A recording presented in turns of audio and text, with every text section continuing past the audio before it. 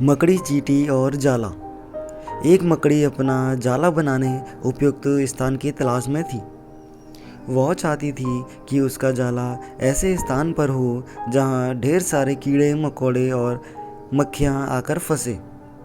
इस तरह वह मज़े से खाते पीते और आराम करते अपना जीवन बिताना चाहती थी। उसे एक घर के कमरे का कोना पसंद आ गया और वह वहाँ जाला बनाने की तैयारी करने लगी। उसने जाला बनाना शुरू ही किया था कि वहाँ से गुजर रही एक बिल्ली उसे देख जोर जोर से हंसने लगी। मकड़ी ने जब बिल्ली से उसके हंसने का कारण पूछा तो बिल्ली बोली, मैं तुम्हारी बेवकूफ़ी पर हंस रही हूँ। तुम्हें दिखाई नहीं पड़ता कि यह स्थान कितना साफ सुथरा है। यहाँ ना कीड़े मकोड़े हैं ना ही मक्खियाँ। तुम्हारे जाले में कौन फंसेगा। बिल्ली की बात सुनकर मकड़ी ने कमरे के उस कोने में जाला बनाने का विचार त्याग दिया और दूसरे स्थान की तलाश करने लगी। उसने घर के बरामदे से लगी एक खिड़की देखी और वह वहाँ जाला बुनने लगी। उसने आधा जाला बुनकर तैयार कर लिया था, तभी एक चिड़िया वहाँ आई और उसका मजाक उड़ाने लगी। अरे तुम्हारा दिमाग खराब हो गया है क्या? जो इस खिड़की पर जाला बुन रही हो, तेज हवा चलेगी और तुम्हारा जाला उड़ जाएगा। मकड़ी को चिड़िया की बात सही लगी। उसने तुरंत खिड़की पर जाला बुनना बंद कर दिया और दूसरा स्थान ढूंढने लगी। ढूंढते ढूंढते उसकी नज़र एक पुरानी अलमारी पर पड़ी। उस अलमारी का दरवाज़ा थोड़ा खुला हुआ था। वह वहाँ जाकर जाला बुनने लगी। तभी एक कॉकरोच वहाँ आया और उसे समझाइश देते हुए बोला, इस स्थान पर जाला बनाना व्यर्थ है। यह अलमारी बहुत पुरानी हो चुकी है। कुछ ही दिनों में इसे बेच दिया जाएगा।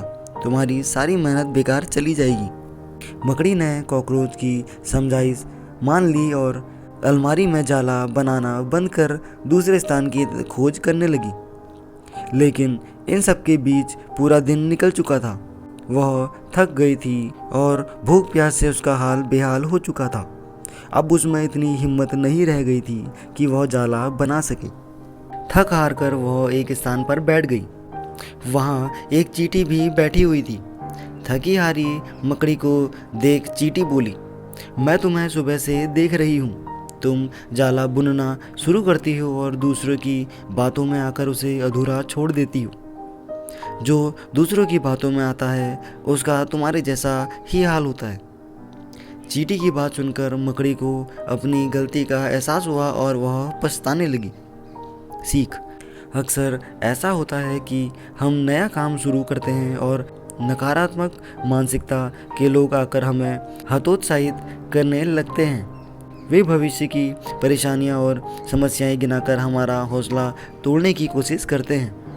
कई बार हम उनकी बातों में आकर अपना काम उस स्थिति में छोड़ देते हैं जब वह पूरा होने की कगार पर होता है और बाद में समय निकल जाने पर हम पछताते रह जाते हैं। आवश्यकता है कि जब भी हम कोई नया काम शुरू करें तो पूर्ण सोच विचार कर करें और उसके बाद आत्मविश्वास और दृढ़ निश्चय के साथ उस काम में जुट जाएं। काम अवश्य पूरा होगा।